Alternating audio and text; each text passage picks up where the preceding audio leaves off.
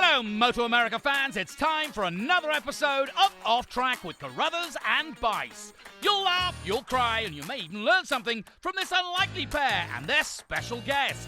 The mic is yours, Paul and Sean. Hello, MotoAmerica fans, and welcome to this latest edition of Off Track with Carruthers and Bice. This is a special video edition from Brainerd International Raceway in Brainerd, Minnesota. And if you don't know where that is, it's pretty far up in Minnesota, and there's a lot of lakes around here. I mean, I drove from There's 10,000. Yeah, 10,000 lakes. And I saw 4 of them. I drove by, I think, at least 9,000 of them on the way. So there's a lot of them. But they do have a really awesome racetrack here, too. And this man right here, Cam Petersen, with the fresh and lean progressive Yamaha racing team is going to be on track starting tomorrow through the weekend. And Cam's having a great year with this team. It's his first year with the team. Wait, and then there's Paul Carruthers over there, our communications manager on the side over there. Not communicating. Right. So let's get started, but you should kick it off, Paul. What kind of burning questions do you have for Cam Petersen? How'd you like the drive here from the airport? Oh, Did you drive or did Jake? Jake drove, so that was nice. But I didn't even know there was a local airport. So now that I know that, I think next year I'm going to try and make that happen. The problem is if everybody knows about it, we might not get flights. Right. You have to get them early. I did that flight, but it's been a long time ago. Yeah. But it's nice out and here. then I don't know why I got away from it. It's the worst thing is how far away it is from the airport. Right. It sucks. Yeah. Yeah, I mean, I heard from a very reliable source. I thought it was like one of those deals like at Monterey where you land and you've got the stairway and stuff that they bring out. But my reliable source Matthew Miles told me that there's a gate. It's like it's Sirius Airport there. And they said it was a jet. When I did it, it was a propeller. Yeah, it's changed a little bit. Well, the Wright brothers were flying it. Wait a minute. Now, Cam's from South Africa, lived in Spain a while. Do you know who the Wright brothers are? Yeah. We had schools in South Africa. Right, but I mean, they're Americans. Didn't you guys have some South African we guys learn to fly? We learned about world history, not just about South Africa. Even America. Okay. And by the way, Cam, if you can't tell, is an awesome guy, and he's a second generation or maybe even third generation rider? It's my dad's dad. He raced a little bit, but nothing like my dad Your and dad. uncle. So mainly second generation. Okay. Yeah. And many of you will remember Robbie Petersen. He raced in Formula USA along with a lot of stuff. He was in the two-stroke era, and he was on a YZR 500 that raced for Kenny Roberts for a while. And Cam grew up around that kind of racing, and Cam's come into his own as an amazing rider in and of itself. And I want to ask you, we were talking about it before the podcast, and it just seems like you've been involved in our series. Well, you've been involved in our series since the beginning. Yeah. Okay. Yeah. MotoAmerica started 2015. So yeah, I've been here since race 1. And there have been a few moments for you which have been interesting. I remember that one year that I think for Christmas, one of your presents was you're going to be riding for a team. And you think about that, and it's like, it kind of was a little bit of a lifesaver for you. And now here you are on a factory team, on really arguably the best factory team in the paddock, because we have your teammates, the defending champions. So you got to feel like you've arrived. Yeah, I mean, it did. Looking back at my career, there's definitely been some ups and downs, and but the whole reason why we moved to America was, even in 2015, I remember walking through the paddock, and I remember talking to my dad about it. I want to be on that Yamaha team one day, So, the fact that we're actually here and I'm riding for them, it's kind of surreal, I still have to pinch myself every once in a while, but it's been a lot of long days, hard work to make it happen, and like you said, there's been some people in my corner that made it happen, because 2017 was a really tough year for me, and then Christmas Day came around, and Nick and Danny and the Broster Honda team had offered me a contract to ride for them, and that's kind of what got me back into it, because for a long time there I thought I was done, racing was over for me. So and then even after that, people forget about you so fast in this industry. So unfortunately that Honda deal went away after 1 year, and then even guys like Ken Chewy, you know, I rode the Omega Yamaha the year after that. And again, that was a rough year, but he was doing it out of his own pocket, and he still gave me the opportunity to show my face around the paddock so that nobody would forget about me. And one thing just kind of led to the next, and here we are. You know, I'm going to credit Paul Carruthers for this, and I've heard other people say this, but even during the time where you had a lot of adversity, you know, Paul would say, and he'd go, he's just a great rider. I mean, the guy really is a good road racer. And you know, it had nothing to do with the bike or what team. You could see there was talent there, and you're showing your talent now. Yeah, that one Christmas present, I would have taken it back halfway through the year. But you know what I mean? You don't want to look a gift horse in the mouth, and I really like the walkers and stuff. But man, that bike wasn't the best Christmas gift. No, I mean, and it was factory supported and stuff, and there was just some crazy stuff there. You know, I ended up kind of having to develop the whole electronic system, and halfway through the year we found out that it was doing stuff that we didn't want it to do. So but honestly, towards the end of that season, we started getting the bike pretty decent, and we started figuring some stuff out, but it was just too late at that point. Honda already pulled the plug. But I mean, everything that we do in life, we don't know at the time that it really in some way helps us. All that stuff that you went through, I mean, do you look back at that and go, you know, that actually was pretty good for me to have to go through that to realize? Absolutely. Yeah. I mean, I'd rather my career have gone this way than, you know, a lot of other guys that may have had factory rides and everything they've ever wanted from a really young age and now are going the opposite direction, you know. So, like you said, I think all that adversity, all those hard times, I think it really shaped me and helped me into the rider I am today. So I'm grateful for everything. And also, I mean, a lot of people don't remember or even know, but I mean, I just was reminded of it when we were out there. But I mean, Jake Gagne's his teammate, and there was a while when he slept on Jake Gagne's floor in his house in San Diego because that's what you had, right? Yeah. I mean, and we were just talking about it. I lived with Jake for almost 2 years, and the guy didn't charge me rent because I was flat broke. I didn't have anything. So that's why he's letting him beat him now. Yeah. It's like, dude, I'll let you win for a year, and then I wish I could say that was true.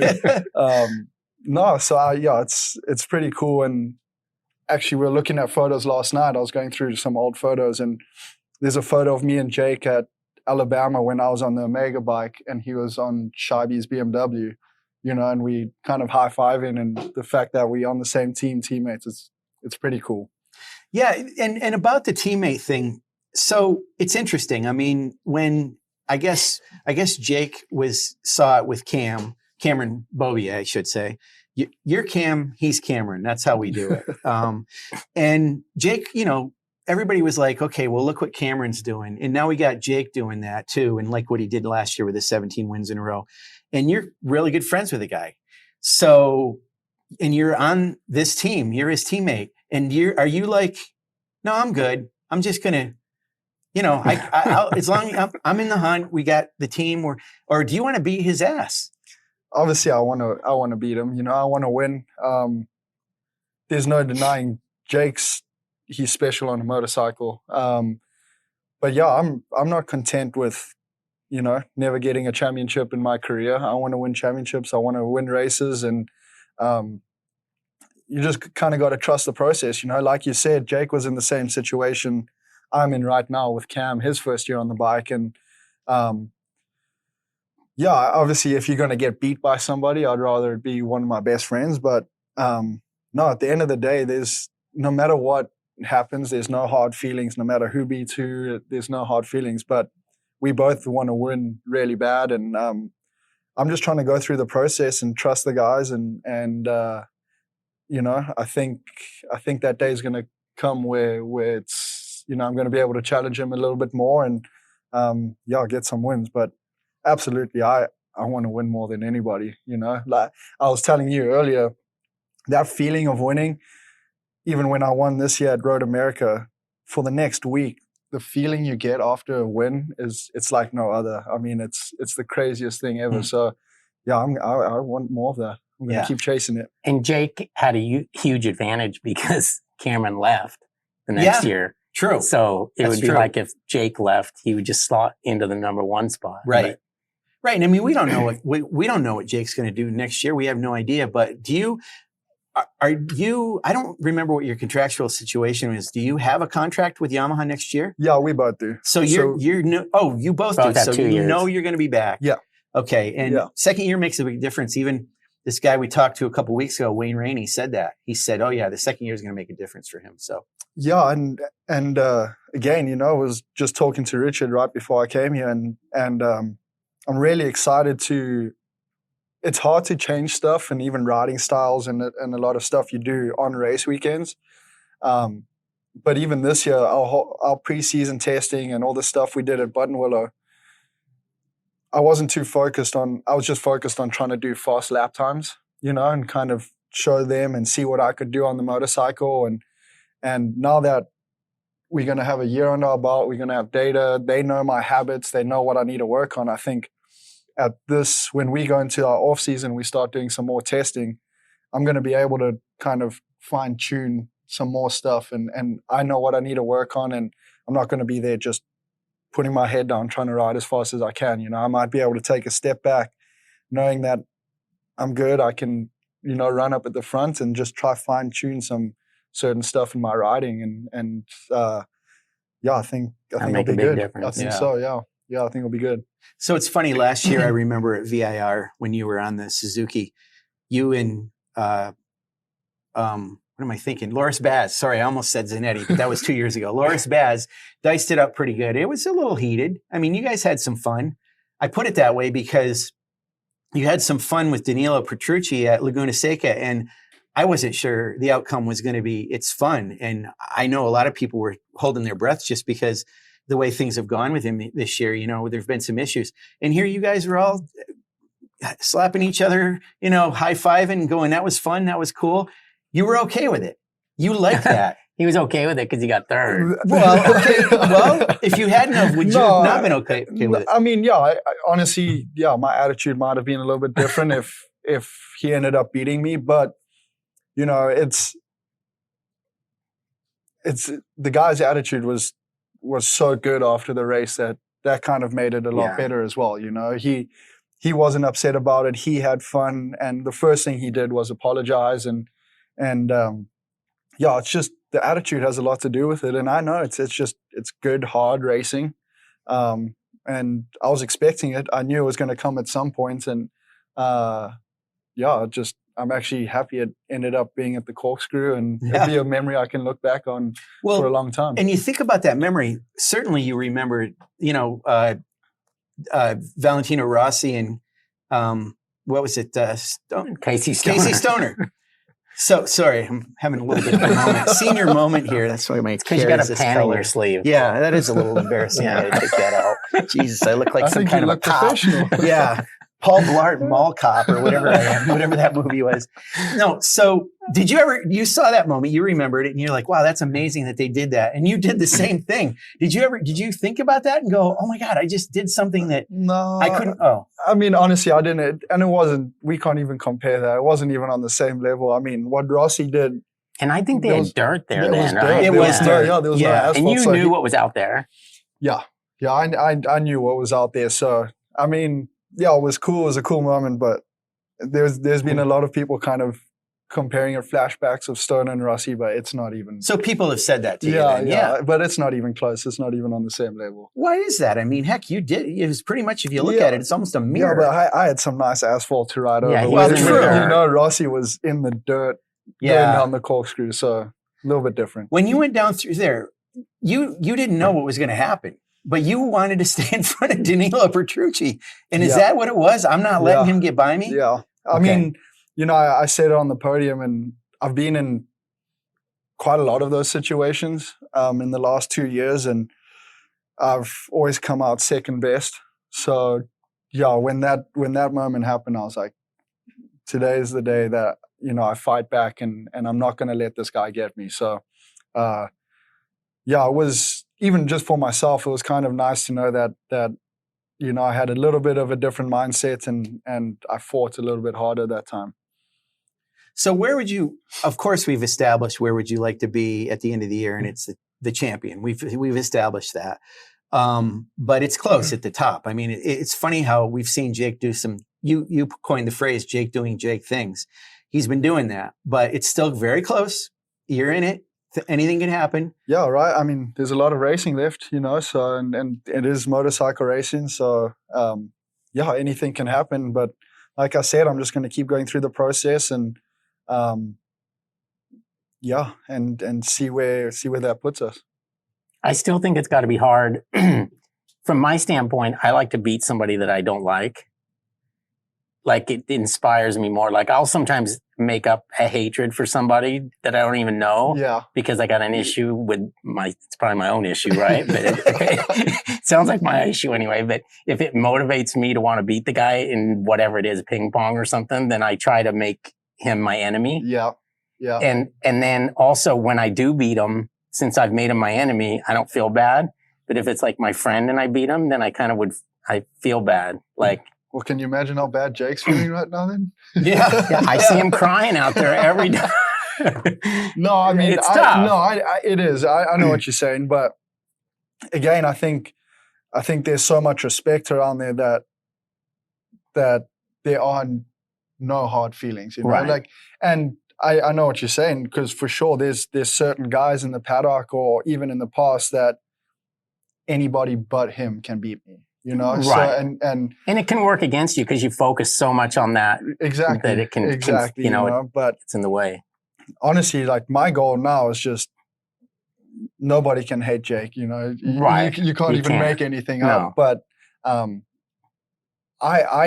one thing for me now is if I know I beat Jake straight up, fair and square, to me he's honestly one of the best in the world at the moment. I mean, what that guy's doing, and I know it's local tracks and he's been here for a while, but I think you can bring anybody here and put him on the same bike or on anything, they're going to struggle to beat Jake Gagne. So that's kind of the way I look at it right now, is if I'm able to beat that guy on a good day, fair and square, you've accomplished something. I've accomplished something for sure, Because I remember Matt Mladen, it didn't matter who it was. At the start of the year, I think even probably at the Daytona tire test that they used to have, he could tell who was going to be his biggest competition and hated him. Oh, yeah. And then they hated each other the entire year. Yep. Like, him and Spies were just like, they'd be in press conferences. It was so uncomfortable. They wouldn't even look at each other. Yep. He went through with Miguel. He just, they would hate each other. Right. I think the only person he didn't do that with was Nicky Hayden. Exactly. Nicky Hayden ended up beating him. Right. Not because of that, but yeah. So it's just different people. But and I think it's different for you because you came into this, like, you're already really good friends with Jake. Yeah. It wasn't like it's not like Petrucci where you just met him, you know what I mean? Exactly. Where it'd be easier to dislike him. Yeah, exactly. So, but I mean, it's an interesting situation for sure. Yeah. But still beats the other situations you've been in. Absolutely. The other thing is, like, this is truly the only time you've been able to show up at a racetrack and just think about your deal, yourself, your leathers or your glove, whatever. Just go to bed at night and know that everything's taken care of except for the stuff that you have to take care of. Those other, you've never had that. No, and exactly. This is the first year where it's purely just about going fast and doing the best I can on a motorcycle. And it's such a nice feeling. I mean, I've worked my whole life to get here, and it's such a nice feeling knowing that everything's taken care of. I mean, even just Richard and the guys, the way they work on the bikes, it's not even a thought in my head. I don't have to worry about it. I know those things are prepared. They're ready to go. It's best bike out there. So, it's kind of a calming feeling, Right. Gives us opportunity to focus on stuff that we need to focus on. How to give us some insight into the end of last year. I know contractually, you couldn't really say anything about your ride for a while, but you knew you had this ride. And do you know how the process went? Because I remember talking to Tom Halverson, who is, head of the road race manager for Yamaha. And, he had told me that you were going to ride for him. They seem to be pretty set on that. And do you think Jake had any influence? Do you think Richard did? How do you think that whole process went? And then did they tell you, and were you surprised? I was a little bit surprised for sure, but I'd been talking to Tom for a while. I mean, even after I won the stock championship in 2020, I went and had long conversations with Tom, and even then it just kind of came down to sponsorship and being able to put 2 bikes out there. And then lucky enough, I got Jake Zemke and started working with Zemke as my manager in Wasserman. And so I think that had quite a lot to do with it, having somebody pushing for me in my corner. But speaking to Richard, they didn't have their minds completely made up. And then he said one of the biggest deals and turning point was my ride in Alabama in the wet. Wow. Okay. Yeah. So he said that was kind of the last little, check of the box. We want this guy. So, but yeah, honestly, I mean, even in the off season, we kind of went back and forth, and there was a couple times where it sounded like it was only going to be one rider on the team. And guys, they definitely had to pull some strings, and some of the sponsors, Fresh and Lean, Progressive, everybody stepped up massively for me to be able to, for them to have 2 bikes underneath the tent. And so yeah, honestly, for a while there was a lot of chatting and negotiating, going back and forward. And again, it comes down to budget, Mm-hmm. So they had to wait a long time for that to be good. Mm-hmm. Last year when you were with the other team, Team Hammer, I mean, last year they had a M4 X-Star Suzuki. Your dad was on that team, but not working with you. He was working with another rider on the team. He's on that team still this year and still working with that rider. So you're no longer on that team. Is that weird?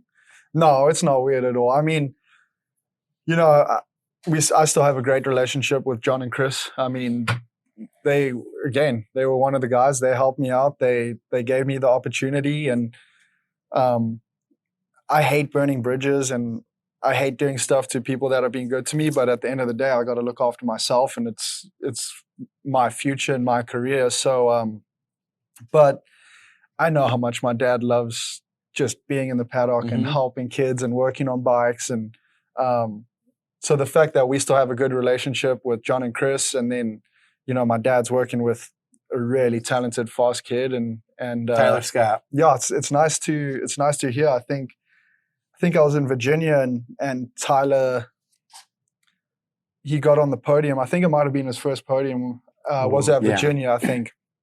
And just hearing him up on the podium, I was getting ready because our race was next, and hearing him thank my dad over the PA system, and it was pretty cool. Yeah, so let's talk about him. Do you watch him ride? What do you think of him? He's 16 years old. Yeah, the kid's got talent. Again, he's only going to keep getting better and better and better. But I think one of the things that helps is how broad he can do it all on a dirt track bike, motocross bike. I mean, you watch him on a flat track bike, and I'm not sure where it was, but it was one scary. I saw that. Yeah, he beat Jared Mees straight up. Passed him last corner, last lap for the win. And Jared Mees he's the GOAT of AFT, so the kid's definitely got something there. And hopefully I'm still around when he gets into the Superbike class, or he might be going to Europe sometime soon. But it's nice to see some young talent coming up that's capable of going and doing some amazing stuff in the World Championship or wherever it is. Yeah. I only have one more. Okay, I got a couple. Like, probably half the riders that come in here don't have a pinky. Where did you deposit yours? Yeah, it's a trademark of road racing. I mean, my uncle, he had his missing as well. But, yes. Wayne? No. Roger. Yeah. I mean, there's Roger. Funny enough, so after I broke both my legs, I broke both femur and tib fib on the other leg in a motocross accident. And that was the one time my whole life where my mom stepped in. She's always just been like, you go do what you want. She stepped in and she was like, hey, you need to find something else to do. And at that point, I didn't even want to touch a road race bike. I was purely dirt bikes, motocross. And then, one of my first ever times on a road race bike. I tucked front at the old Grand Prix track, Bice in South Africa. Mm-hmm. And I just got stuck underneath the bike and ground away. So you left that in the homeland. Yeah. Wow. Yeah, Well, a part of you is still I had to there. leave something there. Yeah, Did your mom have a absolutely. third idea? No, shame. At that point, she just stopped watching my racing. So for the lovers of Cam Petersen physically out there, and I'm not just talking about his fiance Nina Wife. Mangini. Wife. Oh yes, I'm sorry, Jeez. wife.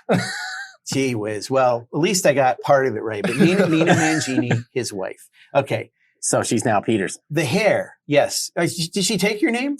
Yeah, it's a Mangini Petersen. Oh, she hyphenated it. Yeah. Well, I wanted to do it because she's the last Mangini, and I kind of just wanted to keep her dad's name around. Oh, that's you great. know, so that he can have something. So That's cool. yeah, I told her that she needs to hyphenate it and keep his name in there. Wow. See, that's awesome. So this is perfect. I got to ask you about your hair. I mean, what's going on? What I don't know. What I did don't you know. just say? I'm sick of cutting it. Did you say I'm going to see what it's like long? Have you ever had long hair before this in your life? I haven't. I mean, so my dad's super old school. So Yes. So growing up, it was nothing but buzz cuts and number 4s everywhere. And then like I said, I finally moved into our own house, so I could live by my own rules. And I've always wanted long hair, so I thought I'd give it a try. And it's only been a little over a year since I last cut it. So I actually had an appointment booked last Tuesday to get it cut, but I chickened out. So Yeah, I mean, you don't want to mess with the karma right now. You got to get through. You're going to have to go through the season with it's it like just that. it's tough dealing with all this hair. I'm not going to lie. Yeah, so I bet. I go through days where it just irritates me more than anything. I'm like, that's it. I'm cutting it. I'll make an appointment, and then I end up liking it again. So Yeah. Well, yeah, both you guys have to deal with that. I mean, you and Jake's is a little bit shorter than yours, but No, Jake's Jake's is halfway down his way- Is it back. really? he just has Yeah. it tied up all yeah, the time. he does It's have always it tied tied up. up. Yeah. I can remember, speaking of Mick and Danny Walker, Mick used to sit there and fashion his hair before he'd put his helmet on. You didn't have long hair then, so she didn't get to do that for you. No, Who does Yeah. it for you now? nobody. Okay. Nobody. That's why it looks like such a mess. Yeah, you can imagine me looking after long hair. It's not good. So the other thing this isn't really a question, but I want to teach you guys a little bit of, I don't know, I think it's Afrikaans. And I learned this from Matthew Skoltz, who is a good friend of his from his same country, although Cam is from Johannesburg and Matthew's from Durban, and it's way different, right? Yeah. Those two places are completely different. Yeah, it is. Yeah. And your accent is different than his a little bit too, right? Yeah, I mean, even back home, it is the Johannesburg and Durban accent is different. But even now, I've been in America for quite some time now, lived with Americans, so I feel like I've gotten rid of my accent just a little bit. Wow. Like some words here and there, but Maddie's still as South African as it gets. And did you guys know each other then back home at all? Did you ever get around each other because you were way far Yeah, apart? no, I mean, so we started racing together when we were like 8, 10, because Maddie also, he grew up racing dirt bikes, so Right. And then we raced pit bike supermoto together, and then so we hung out quite a bit. But then Maddie, he went to Europe at a really young age and spent a lot of time in Europe. And then one of the first times he came back in 2014 to South Africa, and that's kind of when we really started hanging out and doing our thing. And then you both came here in 15, right? Or was he 16? No, he was a little bit 16. He came and did a little bit in 16. He filled in for I think Sheridan. Yes, he I did. think Sheridan was Sheridan riding. Moraes. He came and filled in for a little bit, and then the first full season he did was 17. That's right. Yeah. Okay, so this whole thing about Matthew and about South Africa and all that is leading into the fact that your mom and dad, you might call them your parents now because you've been living in America so long. But what do you call them? The two of them? They're called what? Your mom and dad. It's a South African word. I think it's Bali's. Oh, the bullies. The bullies. The bullies. You're a bully Is that as like well. the rent? Oh, No. I thought it's just your parents. No, a bully is just. An old person? Yeah. Oh, it's old people. Matthew didn't tell me. Matthew That's why told he me. calls that to you, probably. Yeah. He doesn't call me that. He calls this. I thought it was another name for your parents. So it's old people. I mean, yeah, you do refer to your parents as bullies, but I mean, it is also, yeah. Anybody of a certain age. So he Oh, calls us damn. both that behind our back. The bullies. Yeah. I thought you were saying, well, you are too, because you were saying, well, because you're my friend. I didn't know just because I'm old. So, all right. Well, I made a mess of that. No. You're his old friend. Yeah, that's exactly it. So we'll wrap it up here, but good luck this weekend, Cam, and then we'll see. I mean, you got one race win last year. You had a race win this year already. There's still more to come. He's We got got a lot like of 4 or racing 5 left, podiums in a row. right? And he's dicing it up at the front. So how you feel about this track? Yeah, I like this place. It's challenging, isn't it? It's different. It's interesting for sure. I mean, I think it might be better this year. They fixed some stuff up. So, Yeah. But honestly, the middle part of the track's really fun. It flows really good. But yeah, for some reason I struggled here just a little bit last year. But yeah, this year seems to be completely different, So I'm looking forward to it. I think the Yamaha is going to be good around here. So yeah, just going to try to keep the streak going. I think I've got a podium every single race this year. So, every weekend. So I got to keep the streak going and yeah, just try to close that gap to Jake. So when you're around the track after, usually what you guys do, especially I see it with the winner of the race, Jake has been doing these things, and I know it's mostly for the fans. He'll go over and he'll, kind of wave to the fans and stuff. But at the same time, you guys always do thumbs up to the corner workers and stuff. So the corner workers have a special relationship with the riders, right? What's that all about? Just because they do the job that they do for you guys? Yeah, I mean, those guys, they out there all day, every day, and it's hot and nasty in some places. So yeah, I got a lot of respect for them, and they're out there to help us, and most of them are volunteers. They're just there just to enjoy it. So yeah, and there's a few of them that travel around to every single race, and, right? And we get to chat with them and have conversations with them in the pits, and kind of just form a little bit of a bond with them. So it's cool. Yeah, so we've got 3 rounds coming up where we'll be in Pittsburgh, then New Jersey, and then Barber Motorsports Park. And we're always looking for corner workers, corner marshals. And it is like Cam said, it's a volunteer system. Depending on your experience, though, sometimes they are paid positions. But we're going to be doing an open call for corner marshals on August 10th. It's going to be a Zoom-based call, and we'll get more information out about it and give you the link for you to join it. But if you've ever wondered about being a corner marshal, corner worker, this is a great way to see what it's all about, learn about it, and come to one of our tracks and do it. And I always say this, it's the best seat in the house because they're as close as you can get without actually being on the motorcycle. And sometimes if one of the riders goes down near you, you actually get your hands on the motorcycle or talk to the rider a little bit. So it's a cool job to have, and it's something that's very rewarding because the riders love you guys as corner workers. So thanks for joining us on this podcast. Anything else you want to say? No, thanks for talking to me, guys. Appreciate it.